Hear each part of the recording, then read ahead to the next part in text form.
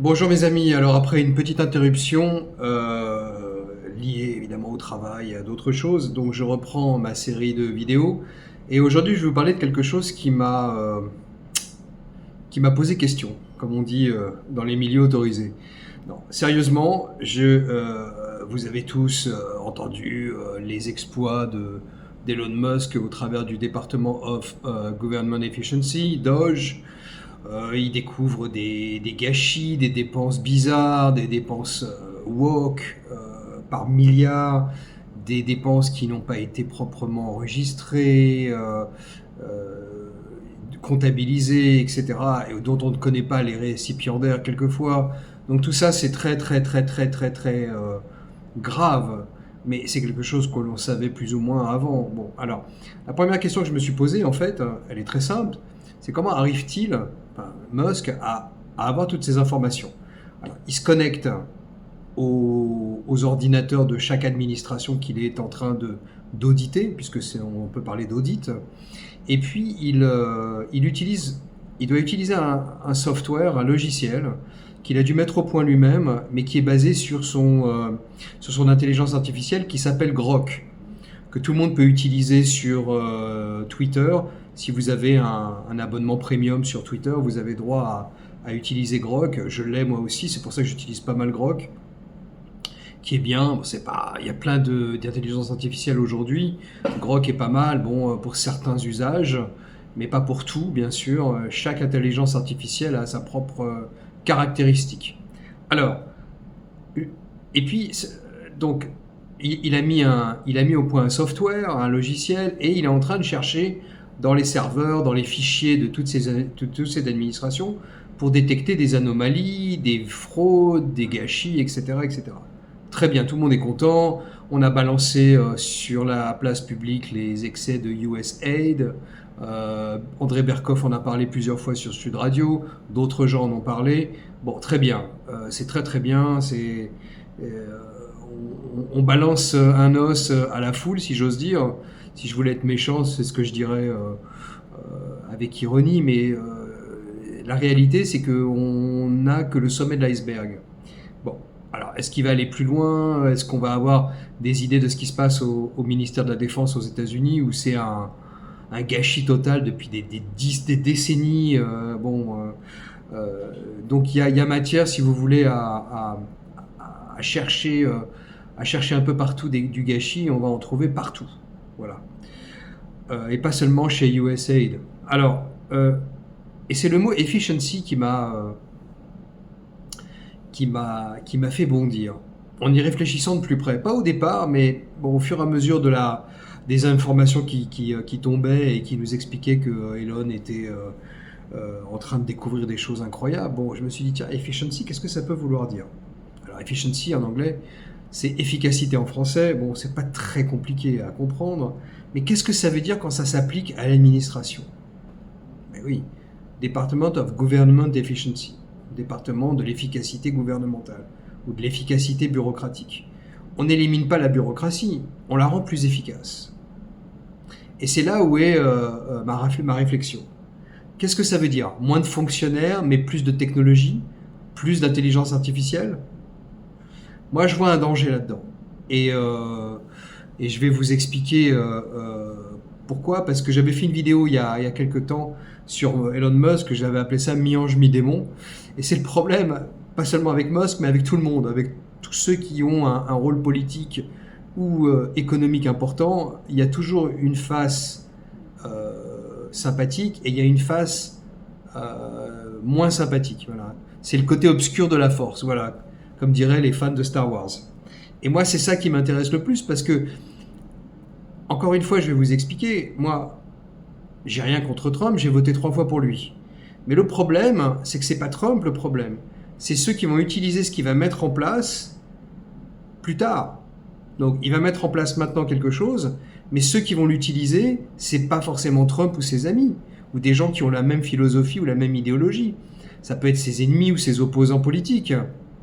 Donc, donc c'est ça imaginons un gouvernement réduit mais extrêmement efficace entre les mains des démocrates.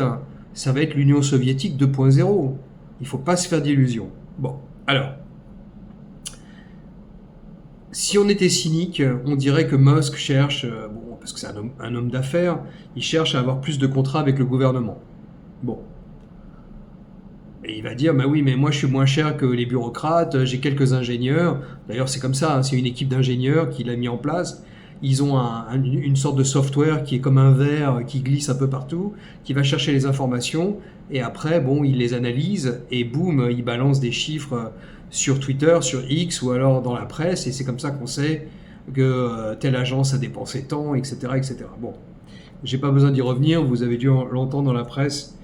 Si vous voulez plus d'informations, c'est très facile de trouver les excès, les dépenses de USAID et d'autres agences. Bon, je vais vous donner un exemple qui va vous faire bondir et qui va peut-être vous faire réfléchir.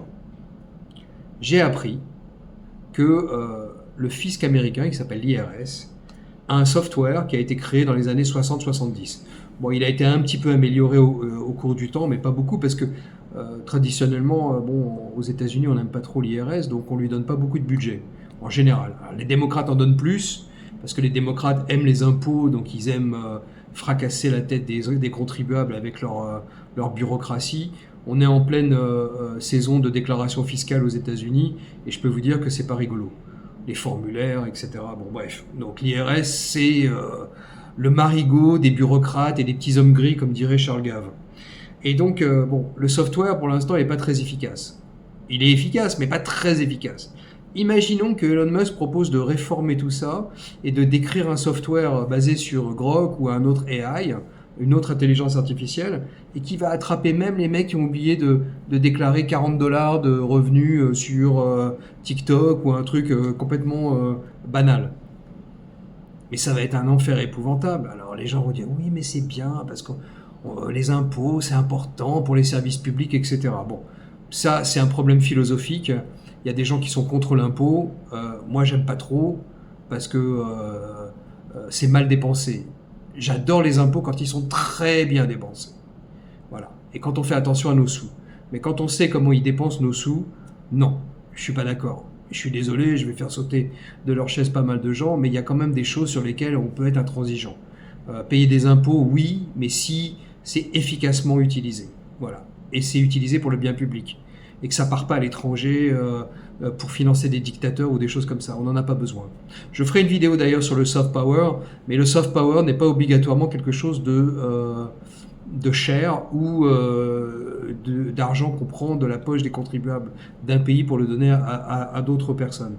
Il y a d'autres moyens de faire les choses intelligemment avec le soft power. Bon, pour revenir à notre thème, donc oui, on comprend maintenant que si on applique l'AI dans plein de domaines, mais on va transformer le gouvernement, enfin un pays en un État policier.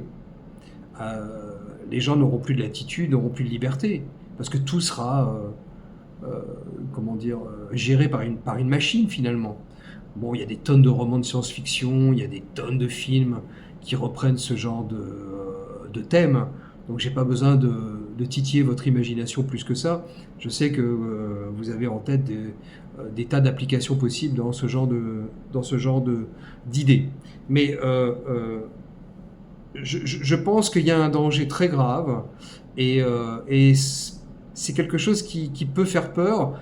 Encore une fois, pas nécessairement entre les mains de Trump et de Musk, mais après, entre les mains de politiciens qui seront beaucoup moins éthiques et beaucoup moins axés sur la morale ou le bien public, mais plus sur leur propre intérêt.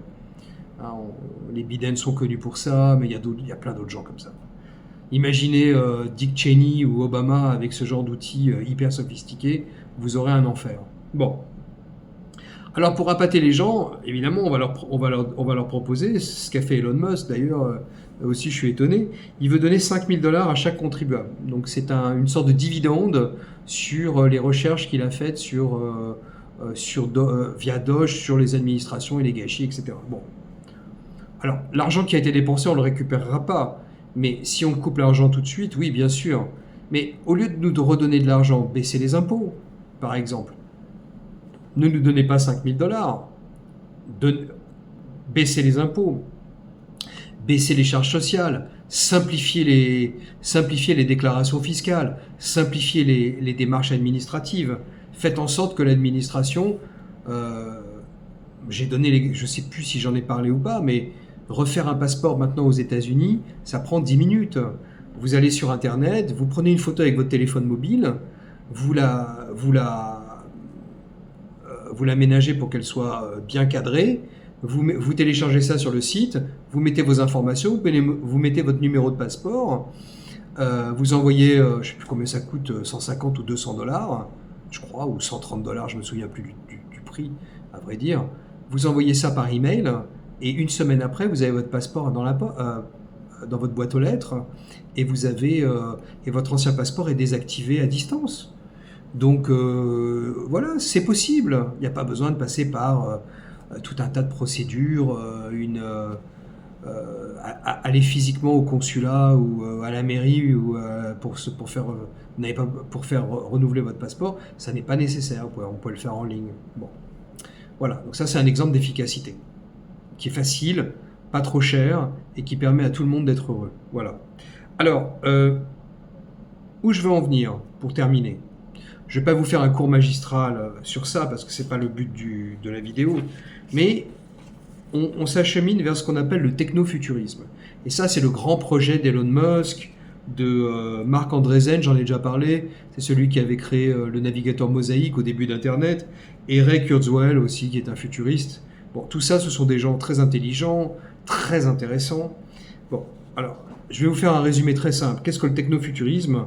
C'est un système philosophique, entre guillemets, qui implique le pouvoir de la technologie en tant que transformation de la société, afin de résoudre des problèmes et d'améliorer la vie humaine. Bon, c'est pas nouveau parce que quand la machine à vapeur a été inventée, là aussi, il y avait des gens qui disaient on va être au chômage, et d'autres qui disaient non, ça va améliorer votre vie. Bon, évidemment que le progrès technique améliore la vie des gens, les conditions de vie, les conditions de travail. Évidemment, il n'y a aucun doute là-dessus. Mais d'un autre côté, il y a toujours, encore une fois, il y a l'énergie nucléaire est fantastique, mais les bombes atomiques, elles sont moins fantastiques. Voilà. Mais c'est les deux phases d'une même technologie. Bon, est-ce qu'on peut éviter ce genre de problème? Non.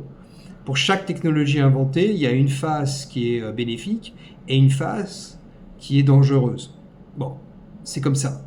Et c'est la force de l'humanité de pouvoir juguler la phase dangereuse et de permettre à la phase, de permettre à la phase bénéfique d'être de plus en plus efficace et de permettre à l'humanité d'en bénéficier pleinement. Bon, évidemment avec des exceptions, des hauts et des bas, etc. etc. Mais ça, c'est intrinsèquement lié au progrès technique. Tout progrès technique a un coût, mais les bénéfices sont plus élevés que le coût. Voilà, c'est comme quand on vous explique que le vaccin a plus d'avantages qu'un inconvénient, ça dépend des vaccins. Mais il faut le tester pour le savoir. Donc, il y a des pots cassés avant de le savoir, malheureusement. Mais c'est comme ça qu'on progresse. On progresse toujours avec des erreurs, pas avec des succès, parce que quand on n'apprend rien d'un succès. Par contre, d'un échec, on apprend beaucoup. Alors, quels sont les aspects clés du technofuturisme? C'est trouver des solutions technologiques à des problèmes sociétaux, faire converger la technologie avec les changements sociaux, estimer qu'une croissance économique, c'est bon pour l'humanité. Donc évidemment, ça met de côté les woke, les décroissants, les verts, etc., qui veulent qu'on retourne à l'âge de pierre. Il y a des éléments transhumanistes. Là, on peut énormément critiquer cet aspect-là. J'avoue que, personnellement, c'est pas mon truc, le transhumanisme. Et dernier point, l'exploration spatiale. Là encore, bon, si c'est avec des machines, ça n'a pas d'importance. Perdre un robot ou une machine, c'est pas très grave. Mais perdre des êtres humains, c'est beaucoup plus compliqué. Et moi, je pense que coloniser d'autres planètes, c'est un rêve. Encore une fois, la science-fiction, les films, les romans, etc. Et je pense pas que ce soit quelque chose de très important. Je pense qu'on a beaucoup à faire sur Terre avant de penser à coloniser Mars ou toute autre planète. Voilà. Alors, il y a, pour terminer, il y a le manifeste du techno-optimiste. C'est en anglais, c'est Marc Andreessen qui l'a écrit. C'est assez long, mais c'est très simple à comprendre même en anglais. Mais ce qui m'a beaucoup intéressé dans ce manifeste, c'est que il cite énormément d'auteurs libertariens et libéraux. Voilà, je fais un peu une différence. Libéraux au sens économique du terme, pas au sens politique. Donc il cite Adam Smith, qui d'autre encore, Frédéric Bastiat, Frédéric Hayek, qu'est-ce qu'il y a d'autre encore, Joseph Schumpeter, oui, la destruction créative, Ludwig von Mises, qui est un libertarien très connu, Milton Friedman, bon, qui est le grand ami de Charles Gave, etc., etc. Donc il y a beaucoup de noms intéressants là-dedans, avec des lectures qui seraient très bénéfiques pour beaucoup de gens. Je vais mettre ce manifeste en anglais en attachment, si je peux, ou alors je trouverai un moyen de vous mettre le lien. Mais je vous conseille de le lire parce que c'est très important. Alors oui, on peut se dire maintenant en conclusion que oui, la connivence entre Donald Trump et ses techno-optimistes peut représenter un danger. Moi, je pense que ce sont des gens qui veulent améliorer les choses, mais effectivement, il y a un risque de détournement par des gens beaucoup moins scrupuleux qu'eux. Et c'est là où il faut être très très vigilant. Voilà, j'espère que cette vidéo va vous plaire. Je vais poursuivre la série sur la technologie. Je vais peut-être faire une ou deux autres séries là-dessus, une ou deux autres vidéos pardon là-dessus, mais j'espère que ça va être intéressant et que vous pourrez en tirer le maximum d'informations et de réflexions. À bientôt mes amis. Merci.